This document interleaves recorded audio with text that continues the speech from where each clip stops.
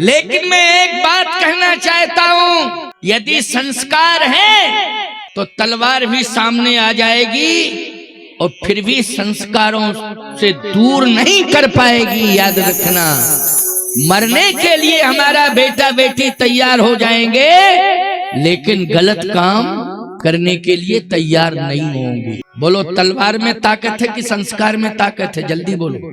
संस्कार में ताकत है, तलवार में उतनी ताकत नहीं है। पद्मिनी ने जौहर किया था, बोलो किया था कि नहीं किया था? अलाउद्दीन खिलजी की दास्ता स्वीकार नहीं की। ये अनाचारी अत्याचारी मेरे किसी अंग को छू नहीं सकता है, इसके पहले हम अग्नि के हवाले कर दें। बोलो, अग्नि के हवाले हो गई। पद्मिनी ने जौहर किया था, बोलो ये संस्कार था कि नहीं था? ये संस्कार था। और याद रखना, उस पद्मिनी की वाणी को सुनो। हमारी देश की बेटी बोल रही है, हमारे देश की कुलवधू बोल रही है, इसलिए इतिहास पढ़ना चाहिए। आज जो वास्तविक इतिहास है उसको छिपा दिया गया है, उसकी वास्तविकता आज प्रकट नहीं हो पा रही है। पुराना साहित्य भी हमने पढ़ा है, पुराना इतिहास पढ़ा है। जो वास्तविक इतिहास है वो शिक्षा की दुनिया से जोड़ा गया था, लेकिन वो पन्ने ही दूर कर दिए गए जिनमें वास्तविकता थी। पद्मिनी ने क्या कहा था, सुनो कान खोल करके। जिस समय अग्नि के कुंड में कूदने लगी, उस समय कहती है, हे पवन देव, मैं आज अपनी अस्मिता की रक्षा करने के लिए, अपने सनातन की अस्मिता को अक्षुण्ण करने के लिए और अपने कुल खानदान की प्रतिष्ठा बचाने के लिए आज मैं अपने शरीर को जला करके भस्मीभूत कर रही हूं। लेकिन जब मेरा शरीर जल के खाक हो जाए तो बस मेरी यही प्रार्थना, इतना वेग के साथ उड़ना कि मेरी भस्म भी, मेरी राख को भी अलाउद्दीन खिलजी छू ना पावे। बस इतनी कृपा करना कि मेरी राख भी उड़ा देना कोसों दूर। अलाउद्दीन खिलजी के हाथ में मेरी राख भी नहीं लगनी चाहिए। बोलो, ये कौन बोल रहा है? ये संस्कार बोल रहा है। इसलिए एक बेटी का बयान मैंने सुनाया है, अब एक वीर सपूत का बयान सुन लो। गुरु गोविंद सिंह के दोनों बेटे जोरावर सिंह और फतेह सिंह, एक 7 वर्ष का है, एक 9 वर्ष का है। जिस समय औरंगजेब ने कहा कि सजाए माफ या सजाए मौत, शर्त यह है कि अगर तुम इस्लाम को कबूल कर लो और ये चोटी अलग कर दो तो हम तुम्हें सजाए माफ कर देंगे, और यदि तुम धर्म परिवर्तन नहीं करोगे, चोटी नहीं कटाओगे, तो हम तुम्हें सजाए मौत और तड़पा तड़पा करके मारेंगे। अब सोचो जरा, ये 7 साल का बच्चा, 9 साल का बच्चा, ईमानदारी से बताओ, कोई आंख ही निकाल दे तो डरता है? बोलो, डरता है कि नहीं? छोटी सी आयु होती है, मासूम अवस्था है, कोई आंख भी निकाल दे, ये शब्द तो बहुत बड़ी बात है, कोई आंख भी निकाल दे तो कांपने लगते हैं बच्चे। लेकिन जानते हो, ये संस्कार रोम रोम में भर दिया गया था। इसलिए मैं कहता हूं कि बचपन का संस्कार ही 55 तक साथ देता है, फिर परिवर्तन होता ही नहीं है, चाहे कोई कितनी कोशिश कर ले। बचपन में रोम रोम में सनातनी संस्कार भर दो, बेटे के भरो, बेटी के भरो, यही सफलता है। पैसा कमाना, भवनों का निर्माण करना, यही सफलता नहीं है। अपने जीवन में और अपनी संतान के जीवन में चरित्र का निर्माण करना ही सबसे बड़ी सफलता है। इससे बड़ी सफलता और कोई दूसरी हो नहीं सकती। जोरावर सिंह, फतेह सिंह, गुरु गोविंद सिंह के दोनों लाडले प्यारे बच्चे उस आतताई अधर्मी के सामने खड़े हैं। उसने कहा कि बोलो क्या निर्णय है। तलवार हाथ में थी। कहा तड़पा तड़पा करके मारूंगा, धर्म परिवर्तन करो, चोटी कटाओ। वो बच्चों की आंखों में आंसू नहीं आए, मुस्कान आ गई। देखो ये संस्कारों में कितनी बड़ी ताकत है। ये कैरेक्टर, ये चरित्र ही सबसे बड़ी शक्ति है। मुस्कान आ गई और उन दोनों ने ललकार करके कहा, जानते हो क्या कहा? कर दो कत्ल, खुशी से कुछ भी उजर नहीं है। प्यारा है धर्म अपना, जितना ये सिर नहीं है। हम सिर कटा सकते हैं लेकिन चोटी नहीं कटा सकते।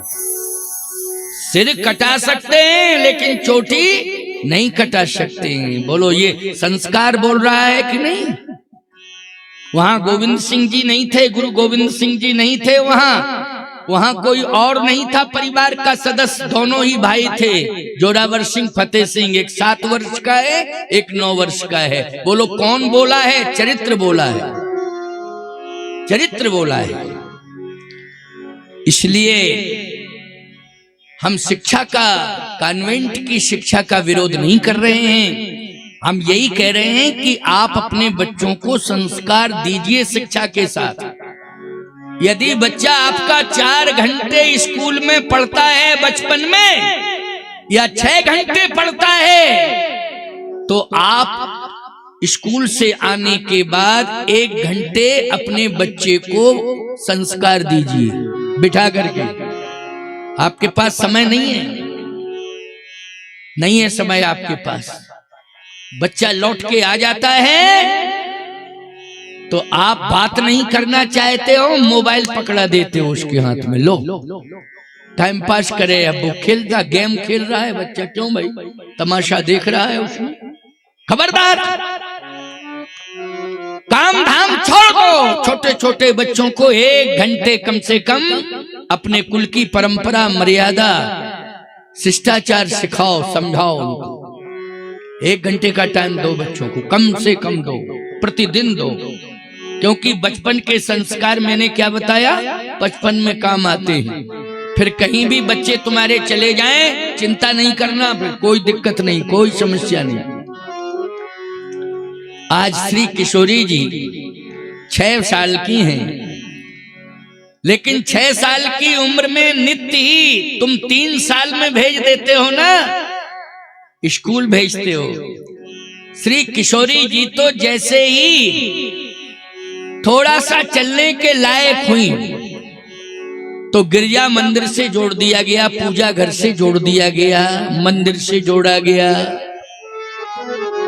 इसलिए आज गोस्वामी जी ने पूजन गौर सखी ले आई शब्द इसलिए लिखा है क्योंकि ये इसमें विशेषता ये है कि राम जी जब चले हैं उसी समय को देख करके किशोरी जी को भेजा गया। लेकिन सखियां तब लेके आई हैं जब माता सुनैना ने कह दिया कि जाओ गिरजा पूजन के लिए ले जाओ बेटी को, तब सखियां लाई। ये प्रकाश का अर्थ क्या है? करत प्रकाश भिड़े फुलवाई। याद रखना, जब हम मंदिर में जाते हैं तो हमारे साथ प्रकाश जुड़ जाता है। क्यों भाई, क्या जुड़ जाता है? प्रकाश। जब हम कथा सुनने जाते हैं तो हमारे साथ प्रकाश जुड़ जाता है। बोलो जुड़ जाता है कि नहीं? क्योंकि अच्छे काम के लिए जा रहे हैं। और जब हम गलत काम के लिए जाते हैं तो दिन के 12 बजे भी अंधकार हमारे साथ चलने लगता है। बोलो चलने लगता है कि नहीं? याद रखना, हमारी गलत सोच दिन में सूर्य ग्रहण बन जाती है। क्या बन जाती है? गलत सोच। और गलत काम के लिए हम गए, सूर्य ग्रहण। बोलो सूर्य ग्रहण पड़ता है तो सूर्य को ढक लेता है कि नहीं? वो अंधकार हो जाता है कि नहीं हो जाता है? क्या होता है? बोलो अंधकार। ऐसे ही हमारे ऊपर ग्रहण आ गया है गलत सोच के कारण, इसलिए दिन के 12 बजे भी हमारे साथ में प्रकाश नहीं चल रहा है, अंधकार चल रहा है। और यदि हम मंदिर में जा रहे हैं, यज्ञ में जा रहे हैं, सत्संग में जा रहे हैं, तीर्थ में जा रहे हैं, अच्छे लोगों के पास जा रहे हैं, हमारे साथ प्रकाश चल रहा है, क्योंकि हमारा कैरेक्टर उज्जवल है ना। इसलिए हम प्रकाश की व्याख्या करेंगे तो अच्छे कार्य के लिए चलो तो प्रकाश है, और गलत काम के लिए आगे बढ़ोगे तो अंधकार है। जैसे ही किशोरी जी पहुंची तो एक सरोवर है, बहुत सुंदर दिव्य सरोवर है। वहां किशोरी जी ने माजन कर सर सखिन शमीता, माजन कर सर सखिन समेता, गई मुदित मन गौरन केता, पूजा कीन अधिक अनुरागा, निजयन रूप सुभग बर मांगा। गौरा जी से अनुरूप बर मांग रही हैं, क्योंकि धनुष यज्ञ है, इसलिए पिताजी की प्रतिज्ञा है कि सो पुरारी को दंड कठोरा, राज समाज आज जोई तोरा, त्रिभुवन जय समेत वैदेही बिनहि विचार बरे हटते ही। तो किशोरी जी यही कहती, निज अनुरूप सुभग बर मांगा, जो मेरे अनुरूप हो वही धनुष तोड़े। क्योंकि अभी अभी मैं सुन के आई हूं, सो पुरारी को दंड कठोरा, पुरारी मानी भगवान शंकर, समझ गए हो कि नहीं, शिव जी का धनुष है। अच्छा, गई हैं गौरा जी का पूजन करने, तो शिव जी का और गौरा जी का संबंध कौन नहीं जानता है कि दोनों ही पति पत्नी हैं? बोलो बोलो, हैं कि नहीं? गौरा जी और शिव जी दोनों का परिणय क्या कहना। हम सब जब जय जयकार बोलते हैं तो कहते हैं गौरी शंकर भगवान की, बोलो, कहते हैं नहीं? और जब राम जी की जय बोलते तो कहते सीताराम भगवान की जय, और जब शंकर जी की जय बोलते तो अकेले नहीं, गौरी शंकर भगवान की जय। इसलिए किशोरी जी ठीक ही तो कह रही हैं कि आपका धनुष और आपके यहां से आया धनुष, इसलिए ये मेरे विवाह में चुनौती बन गया है। बोलो, बन गया? ये रखा है धनुष, देखो, ये चुनौती है। जो इसे तोड़ेगा उसी के साथ विवाह होगा, लेकिन वही तोड़े धनुष जो मेरे अनुरूप हो। क्यों किशोरी जी यही मांग रही है, जो मेरे अनुरूप हो वो तोड़े। गौरा जी आपके हाथ में है, बाकी तोड़ने वालों की तो लाइन लगेगी, क्योंकि आजकल तोड़ा ताड़ी वाले लोगों की संख्या ज्यादा है, जोड़ा जोड़ी वालों की संख्या कम है। ओ भाई, आज समाज में तोड़ा ताड़ी वालों की संख्या बहुत निकल पड़ेगी, लेकिन जोड़ने वालों की संख्या बहुत कम है। बोलो भाई, तोड़ने वालों की संख्या बहुत ही ज्यादा। और सही बात है कि तोड़ने वालों की संख्या ज्यादा थी, तभी तो किशोरी जी को मालूम है कि अनेक देशों के राजा आएंगे धनुष तोड़ने के लिए। लेकिन वो राजा क्या सीता जी के साथ विवाह करने के लायक हैं? नहीं। क्योंकि एक बात आपको बताएं, विवाह राजा तोड़ने आए, राजा का मतलब है कि जिसका विवाह हो गया हो। अगर राजकुमार तोड़े तब कंठर में है, लेकिन राजा तोड़े तो गड़बड़ है। क्यों भाई, राजा तोड़े तो गड़बड़, राजकुमार तोड़े तो सही है ना। अब आप विचार करना, जितने भी राजा आए हैं सारे के सारे राजा विवाहित हैं, लेकिन राम जी राजा नहीं है, राम जी राजकुमार है। क्यों भाई, क्या है?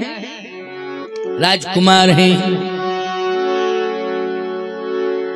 देखन बाग कुंवर दोइया कुंवर। अच्छा, राजा को कुंवर कहा जाता है कि राजा के बेटे को कुंवर कहा जाता है? जल्दी बोलो। राजा के बेटे को कुंवर कहा जाता है, राजा को नहीं। राजा मानी राजा है। अब सही बात यह है, कुंवर दो आए, कुंवर का अर्थ है कुंवारे। तो विवाह ईमानदारी के साथ बताओ, कुंवारे के साथ होता है कि नहीं होता है? कुंवारे के साथ। इसलिए सीधी सी बात यह है कि गौरा जी ने इन दोनों कुमारों को, कुंवारों को अपने पास बुला लिया है, पुष्पवाटिका में। बुला लिया कि नहीं बुला लिया? अच्छा, और आपको एक गजब की बात बताएं, गौरा जी ने सीता जी को भी बुला लिया, ये कुमारी हैं, बोलो है कि नहीं? और राम जी लक्ष्मण जी कुंवारे हैं, बुला लिया गौरा जी ने ही प्रेरणा दे करके। अच्छा, एक बात बताओ, हम यज्ञ में आए तो तुमने बुलाया है कि यज्ञ भगवान ने बुलाया है? तुम्हारी क्या ताकत थी कि तुम बुला लेते? बोलो भाई, तुम तो निमित्त मात्र हो, इसलिए महारानी सुनैना निमित्त बन गई, भेज दिया। कहाँ? गौरा जी के मंदिर में। लेकिन सही बात तो यह है कि गौरा जी ने खुद प्रेरणा दे करके बुलाया है। विश्वामित्र जी तो निमित्त बन गए, राम जी को पुष्पवाटिका में भेज दिया। सही बात तो यह है कि गौरा जी ने ही राम जी को बुलाया है, क्योंकि सीता है कुमारी और राम है कुंवारे। क्यों भाई, कुंवारी कुंवारे इनका विवाह होता है ना, है? राजा रानी का थोड़ी विवाह होता है। राजा रानी का विवाह नहीं होता है, याद रखना। राजा रानी तो विवाह हो जाता है, इसके बाद राजा रानी बनते हैं। बोलो भाई, जब विवाह हो जाता है तब राजा रानी बनते हैं। राम जी और सीता जी, इन दोनों की मांग विवाह के बाद उठी है कि राजा राम जानकी रानी आनंद अवध अवध रज धानी। बोलो, विवाह के पहले मांग उठी थी कि विवाह के बाद? विवाह के बाद मांग उठी। जब सीता जी के साथ राम जी का विवाह हो गया, तब राजा राम जानकी रानी आनंद अवध अवध रज धानी। लेकिन इस समय गौरा जी का चमत्कार, सीता जी को बुला लिया, राम जी को भी बुला लिया और शंका दूर करवा दी। शंका कैसे दूर हुई? का भले ही तुम्हारे पिताजी ने धनुष मक्षाला में धनुष यज्ञ की घोषणा की है, लेकिन पार्वती मैया ने कहा कि सीता, हमने राम को बुला लिया है, इसलिए तुम्हारे पिताजी ने भले ही धनुष यज्ञ की घोषणा की है, लेकिन मैं पुष्पवाटिका में स्वयंवर की घोषणा कर रही हूँ। स्वयंवर। अब तुम स्वयंवर कर लो, पसंद कर लो, गोरे सावरे में कौन ठीक। हमने दो बुलाए हैं, दो, एक नहीं बुला रहे, इसको ठीक करो। ये क्या हो रहा है?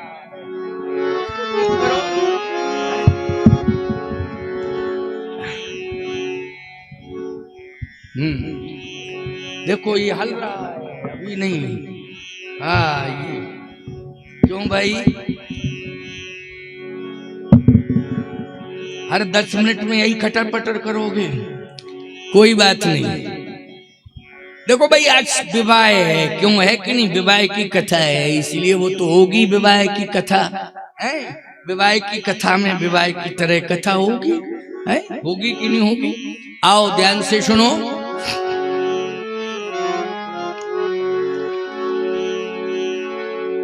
देखन बाग कुंवर दोइया दो। अच्छा, आपको एक गजब की बात बतावें, अगर फूल, फल और तुलसी दल इनकी बात थी, इनको लाने की बात थी, तो भैया ना फलों में वजन होता, कुंटल 2 कुंटल फल थोड़ी लाने थे। अरे तुलसी पूजा के लिए मात्रा होती है, क्यों? तुलसी की, फूलों की और फलों की, बोलो मात्रा होती कि नहीं होती है? तो अकेले लक्ष्मण जी ये काम कर सकते थे? बोलो भाई, लक्ष्मण जी चूंकि बहुत ही छोटे थोड़ी हैं, 15 साल के राम, 15 ही के लक्ष्मण, जन्मे एक संग सब भाई।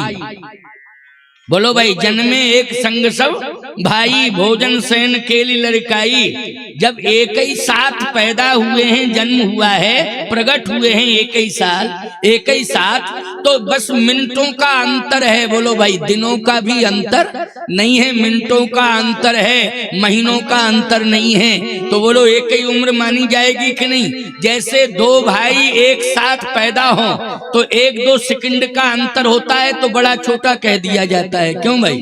कि ये बड़ा है, ये थोड़ा पहले हो गया 2 मिनट और 2 मिनट बाद ये हुआ, इसलिए ये बड़ा, ये छोटा। लेकिन उम्र बोलो पूरी मानी जाएगी कि नहीं? एक बार हम भोपाल गए, तो भोपाल में एक बूढ़ी माई पैर पकड़ ली, कहे महाराज आप हमारे घर में आओ, निमंत्रण है आपका। मैंने कहा ठीक है, मैं वैसे जाता नहीं हूँ, बहुत पहले की बात है। कहे बस महाराज थोड़ा सा आप चरण रख देना और फल इत्यादि जो आपके मन में हो। चलो, मैंने कहा वहीं से तो निकल रहे हैं, उस दिन जा भी रहे थे हम। मैंने कहा कितना दूर है? कहे उसी रास्ते से आप निकलेंगे, 1 मिनट 2 मिनट जितना समय हो, नाम रख दीजिए। अब आपको क्या बतावे, हम जैसे ही पहुंचे तो उसने बड़ी समस्या खड़ी कर दी मेरे सामने। क्या? 2 बच्चों को ले आई, बिल्कुल एकदम छोटे छोटे बच्चे, और कहे महाराज इनका नाम रख दीजिए। मैंने कहा इसका मतलब है पहले से तूने सोच के रखा था? अरे मैं इतने दिन से ठहरा था भोपाल में, वहीं ले आती, वहीं नाम रख देता, वहीं आशीर्वाद दे देता। कहे महाराज जी हमें पता था आप यहाँ से निकलेंगे, तो मैंने सोचा 1 सेकंड घर में चरण पड़ जाएंगे और आप नाम रख देंगे। मैंने कहा ये 2 ही हैं? कहे दोनों लड़के ही हुए हैं महाराज। तो हमने कहा 2 ही हैं कि इसके पहले? बोले महाराज हम भाग्यवान हैं, हम उस परंपरा, हमारा परिवार उस परंपरा का नहीं है, ये हमारे घर की ये परंपरा नहीं है। आज हमारे बेटे बहू ने हमारी बात मानी है, तो हमारी परंपरा को माना है महाराज जी। ये दोनों बालक इसके पहले 4 हो गए थे, और इसके बाद ये 2 इकट्ठे हुए तो 6 हो गए। मैंने कहा बेटी भी है कि नहीं? 6 पूरे बच्चे ही बच्चे 6। हमने कहा चलो कोई बात नहीं, ठाकुर जी की कृपा है। लेकिन एक बात बता, उन 4 बच्चों के नाम रखे? बोले हाँ उनके तो रखे। मैंने कहा उनके क्या नाम रखे? कहे बड़े बच्चे का नाम है विद्याधर। उनका अच्छा नाम रखा है। बोले जब दूसरा हुआ तो उसका नाम गंगाधर। उनका अच्छा नाम रखने वाला कहाँ है? बोले जो नाम रखता था पुरोहित वो मर गया।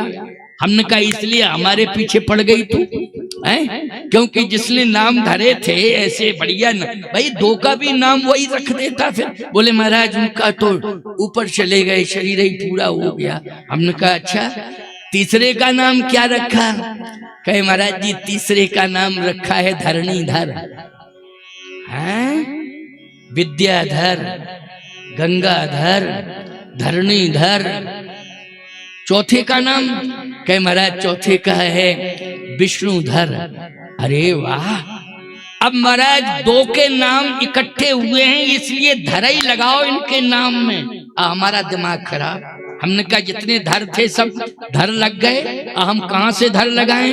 बोले महाराज हम तो धर ही दोनों बच्चों के नाम में एक साथ धर लग जाए। हमने कहा तो दोनों इकट्ठे हुए, एक का नाम इधर और दूसरे का उधर। क्यों भाई? जब धर ही लगाना है तो सीधी सी बात यह है कि भाई धरे नाम गुरु हृदय विचारी, वेद तत्व तब नृप सुत